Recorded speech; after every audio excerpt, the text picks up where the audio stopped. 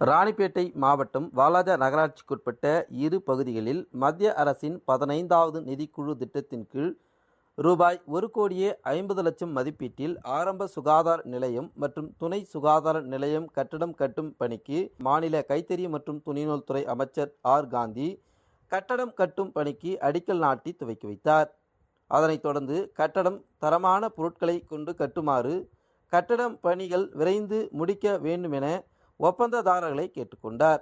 முன்னதாக வாலாஜா நகராட்சி கூட்டரங்கை புனரமைக்கப்பட்டதை நேரில் சென்று பார்வையிட்டு ஆய்வு செய்தார். இந்த ஆய்வின் பொழுது துறை சார்ந்த அலுவலர்கள் உடனிருந்தனர். அதேபோல் ராணிப்பேட்டை உழவர் சந்தையில் பிளாஸ்டிக் பைகளை முற்றிலுமாக ஒழிக்கும் வகையிலும் அதற்கு மாற்றாக துணி பைகளை பயன்படுத்தி இயற்கை மற்றும் சுற்றுச்சூழல்களை பாதுகாக்க வலியுறுத்த வேண்டும் என மாவட்ட ஆட்சியர் வளர்மதி தலைமையில் பொதுமக்களுக்கு விழிப்புணர்வு நிகழ்ச்சி நடைபெற்றது. இதில் உழவர் சந்தைக்கு வரும் பொதுமக்கள் அனைவருக்கும் ஆட்சியர் வளர்மதி இலவசமாக மஞ்சள் பைகளை கொடுத்து விழிப்புணர்வு ஏற்படுத்தினார். மேலும் சந்தையில் இயற்கை விவசாயம் மற்றும் உழவர் சந்தையின் நிலவரத்தை குறித்து வியாபாரிகள் மற்றும் விவசாயிகளிடம் கேட்டறிந்தார். ராணிப்பேட்டை மாவட்டம் சோளிங்கர் ஊராட்சி ஒன்றியத்துக்குட்பட்ட கரடிக்குப்பம் ஊராட்சி பகுதியில் மக்களுடன் முதல்வர் திட்ட முகாம் நடைபெற்றது. இம்முகாமிற்கு ஆட்சியர் வளர்மதி தலைமை தாங்கினார். அரக்கோணம் மக்களவை உறுப்பினர் எஸ். ஜெகத்ரட்சகன், சோளிங்கர் சட்டப்பேரவை உறுப்பினர் ஏ.எம். முனிரத்தினம் ஆகியோர் முன்னிலை வகித்தனர். இதில் சிறப்பு அழைப்பாளராக கலந்து கொண்ட மாநில கைத்தறி மற்றும் துணிநூல் துறை அமைச்சர் ஆர். காந்தி பொதுமக்களிடமிருந்து கோரிக்கை மனுக்களை பெற்றுக்கொண்டார். மனுக்களை கணினியில் பதிவு செய்யும் பணிகளையும் பார்வையிட்டார். தகுதி வாய்ந்த மனுக்கள் மீது 30 நாட்களுக்குள் நடவடிக்கை மேற்கொள்ள துறை சார்ந்த அலுவலர்களை கேட்டுக்கொண்டார். மேலும் மாவட்டத்தில் உள்ள 288 ஊராட்சிகளுக்கும் தேர்வு செய்யப்பட்ட 45 இடங்களில் இந்த முகாமானது கடந்த 11ஆம் தேதி முதல் வரும் ஆகஸ்ட் மாதம் 30 தேதி வரை குறிப்பிட்ட நாட்களில் முகாம் நடைபெற உள்ளது.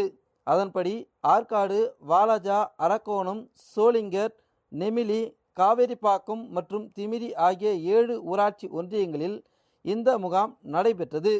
இதில் எரிசக்தி துறை, வருவாய் மற்றும் பேரிடர் மேலாண்மை துறை, ஊரக வளர்ச்சித்துறை, காவல்துறை, மாற்றுத்திறனாளிகள் நலத்துறை, வேளாண்மை துறை உட்பட பல்வேறு துறை சார்பில் பொதுமக்களிடமிருந்து மொத்தமாக 3190 கோரிக்கை மனுக்கள் பெறப்பட்டது.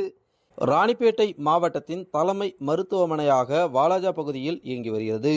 இங்கு மருத்துவம் மற்றும் நோயாளிகளுக்கு அளிக்கப்படும் மருத்துவ சிகிச்சை முறைகள் குறித்து புதிதாக பொறுப்பேற்றுக் கொண்ட மாவட்ட ஆட்சியர் முனைவர் சந்திரகலா திடீர் ஆய்வு செய்தார்.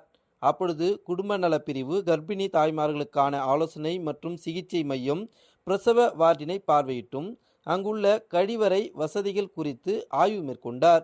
அதேபோல் நான் ஆய்வுக்கு வருகிறேன் என்று சுத்தமாக பராமரிக்காமல் யாரும் குறை சொல்லாத அளவிற்கு மருத்துவமனையில் நோயாளிகளுக்கு பயன்படுத்தும் கழிவறைகள் தினமும் முறையாக பராமரிக்க வேண்டும் எனவும் மருத்துவமனை அலுவலருக்கு உத்தரவிட்டார். மேலும் பச்சிளம் குழந்தைகள் பராமரிக்கும் மையம், தீவிர சிகிச்சை பிரிவு, ஆய்வகம், நம்பிக்கை மையம், ஆலோசனை மையம், விபத்து அவசர சிகிச்சை பிரிவு உள்ளிட்டவற்றை பார்வையிட்டு தொடர்ந்து நோயாளிகளிடம் கனிவுடன் நடந்து கொள்ள வேண்டும் என மருத்துவரிடம் கேட்டுக்கொண்டார்.